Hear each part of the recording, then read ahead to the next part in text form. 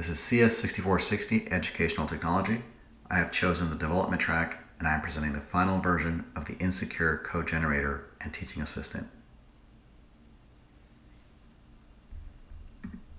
First, I would like to cover what problem does Insecure solve. As you can see from the chart, according to Thormodson, the number of computer science students graduating from university has increased by at least 300% over the past 15 years, from a low of 17,000 in 2010 to a high of 52,000 graduates in 2022.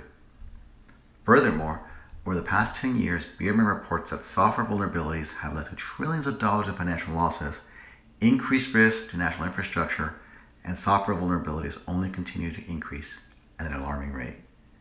Lastly, while most organizations will have a cybersecurity department that is charged with identifying, patching, and reducing risk posed by software vulnerabilities, Williams states it would be better if we made secure coding part of the curriculum for all engineering students. That is to say, teach cybersecurity and secure coding early in the software developer's career.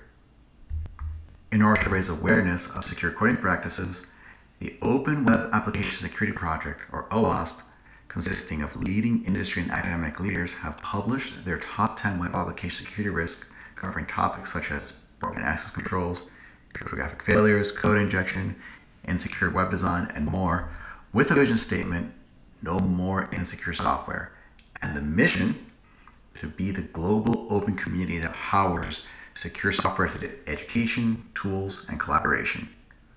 The OWASP provides foundational knowledge to security-oriented professionals. However, learning secure coding practices often requires investing more time in OWASP alongside academic and professional career development. If only there were a better way to achieve secure coding practices. Enter the Insecure Code Generator and Teaching Assistant. The target users are beginner, intermediate, and advanced computer science and engineering students who are at various stages in their academic careers. At the beginner level, most students have little to no experience and are learning basic programming concepts while also learning the syntax of programming languages. As the target user experience grows, the size and complexity of the projects and workload increases.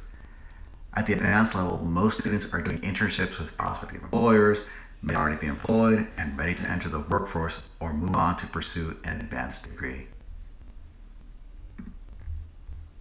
Now, a typical scenario of an intern or a new computer science graduate may be asked by their manager to design and deploy a web application that performs create, read, update, and delete, or CRUD operations on a company database. Eager to get a return offer letter or advance to more complex projects, an engineer may be tempted or even encouraged to reach out to a Gen AI tool like ChatGPT with little or no regard for cybersecurity or coding practices. The code here may work, but without a robust review process, it is possible that one or more roles may be introduced to production code. Code which left unpatched can lead to millions of dollars in losses and reputational damage to many companies. This is where Insecure addresses an existing gap in computer science education by using generative AI-powered teaching assistant backed by Google's CodeGemma, a freely available large language model comparable in performance to Microsoft's Copilot, and then combining that with an interface most developers are familiar with, Slack in this case. This powerful teaching assistant can leverage techniques such as retrieval augmented generation and structured prompt engineering to assist programmers with coding, while also introducing secure coding practices from day one. Let's go over some quick concepts. Under the hood, the Insecure chatbot is powered by Google's CodeGemma large language model, which has been tuned specifically to rapidly generate code. This model has been tuned to produce code examples in Python, JavaScript, Java, C++, Rust, Go, and many more languages. However, it has not necessarily been tuned to identify vulnerabilities. That's where retrieval augmented generation uses reference material from the OWASP developer guide and top 10 to contextualize the returned code samples. Below, you see a high-level system architecture of the Insecure Slackbot's RAG chain used to provide contextualized code responses. Let's quickly go over the 5 steps. Step 1. The contents of the OWASP dev guide stored publicly on GitHub repos are extracted and converted into vector embeddings using the nomic embed text embedding model. Step 2. The user prompt is received via via the Slack API and is also embedded using the same embedding model. Step 3. The encoded OWASP data is then stored in ChromaDB, an open source database designed to store, search, and retrieve vectors for large language models. Step 4. This is where the magic happens. This is where it's all put together in order to perform retrieval augmented generation. The user prompt is combined with semantically retrieved OWASP content from a JSON and a JSON schema to structure the response of the model. All this is then sent to CodeGemma LLM for RAG-based code and text generation. Finally, in step 5, once the structured output is generated, secure and insecure code examples with detailed explanations and references are sent back to the user via the Slack API.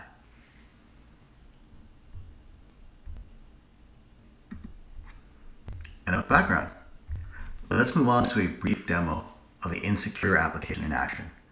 The following demos will show Insecure's ability to generate standard code by returning a Fibonacci sequence generator, a C++ buffer overflow vulnerability example, and Python code vulnerable to SQL injection.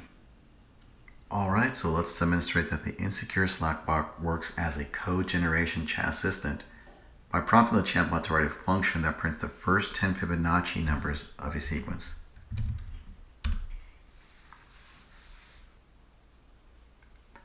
As you can see here, we got a function that takes n and then returns n times. There's also an explanation at the bottom, which goes into detail explaining how the code works.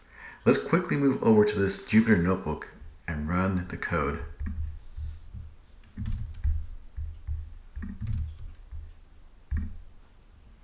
And voila, you get a Fibonacci sequence demonstrating the code output by the Insecure Code Assistant works.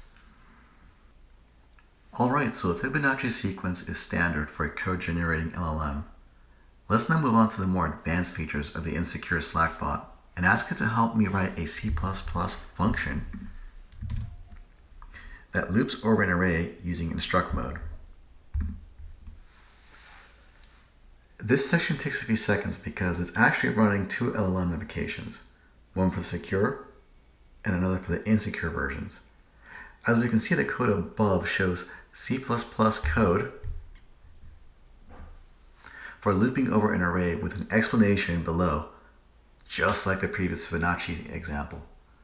However, there's now an insecure section that contains a vulnerability in the code with an explanation referencing the OWASP developer guide content stating this code is vulnerable to buffer overflow vulnerabilities because it does not check the array size and could potentially cause an access violation. Furthermore, it's also vulnerable according to array bounds checking, which is part of the OWASP top 10. Lastly, if I come over here to the side, you can see the prompt as well as some of the output from the server as it's formatting the data, doing the retrieval, taking the prompt, referencing the content, and ultimately sending the structured output back to the user. Alright, for the final demo, let's ask Insecure to assist us with writing a Python function to query an SQL database using the SQLite 3 Python library using instruct mode. Just as before, this takes a few seconds, and just as a reminder, on the back end, this is actually embedding the user prompt, comparing it to a reference material from the OWASP dev guide, and sending structured prompt locally to a running version of CodeGemma powered by the Llama server. Alright, so now we can see the secure version of the code above with an explanation, and we also see the insecure version. This version is vulnerable to SQL injection because it concatenates user input directly into the SQL query. Again, this allows an attacker to inject malicious code to the query, potentially compromising a database or getting unauthorized access. And again, reference the OWASP top 10 injection section.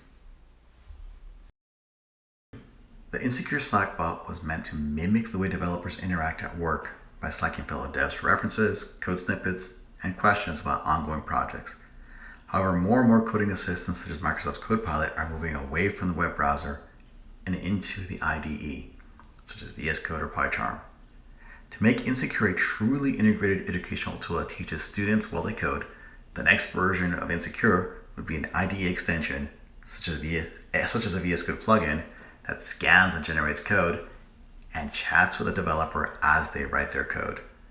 This could then be further enhanced by adding additional security-related information for contextualization from the National Institute of Standards, NIST, the MITRE ATT&CK framework, and possibly Google's open source vulnerability database. Lastly, as of this writing, LLMs require massive amounts of expensive VRAM or pricey API keys to run at scale.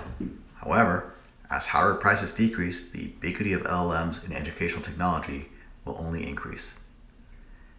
In closing, it has been a pleasure to work on this project, so please be on the lookout for the Insecure Coding Chatbot coming to an IDE near you.